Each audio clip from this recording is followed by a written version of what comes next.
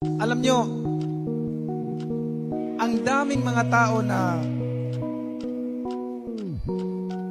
maalala lang ang Panginoon pagka may mga masasamang nangyayari. Like problema sa buhay, o kaya halimbawa, katulad na lang ng pag naglindol. Alam mo, pag naglindol ng Sabado, pagka linggo, ang dami puno ang simbahan. Pero pag maganda ang panahon, walang kalaman-laman yung simbahan.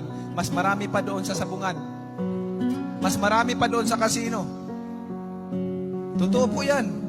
Totoo yan dahil ganyan ang trabaho ko noon.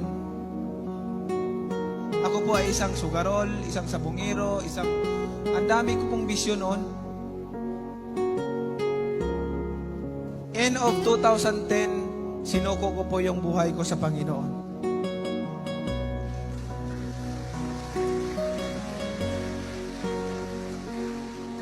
Doon po nagsimula na basa po ako ng Bible, ng Word of God. At marami po akong natutunan day by day, week by week, month by month, year by year, after year. Marami po akong natutunan kasi ginawa ko pong devotion ang pagbabasa po ng Bible, day and night. Ang ginagawa ko pong devotion ay pagbabasa po araw at gabi.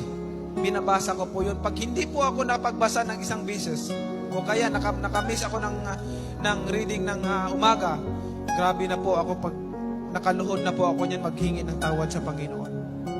Ganun po ang devotion. Ganyan po kaming pamilya, ganun po katatag, ka-strong sa Word of God. And gusto kong i-share sa inyong lahat dahil katulad nung sinabi ko sa inyo na maraming mga tao na pagdating lang ng mga sakuna o may mga problema sa buhay, saka maalala magsimba. Pero alam nyo ba, kung may mga Bible, sino yung mga Bible dyan? Sa James 2 verse 19 to 20, o kung sa Tagalog, Santiago 2 verse 19 to 20, sinasabi rito, you believe that there is one God. Good! Even the demons believe that and shudder.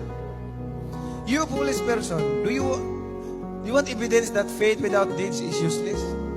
Ang sabi ng Bible, naniniwala tayo na may Panginoon. Pero, alalahanin mo, ang devil naniniwala din na may Panginoon. At hindi lang siya naniniwala, kundi nanginginig pa siya. Shudder. Can you imagine? Ang devil naniniwala siya na may isang Panginoon.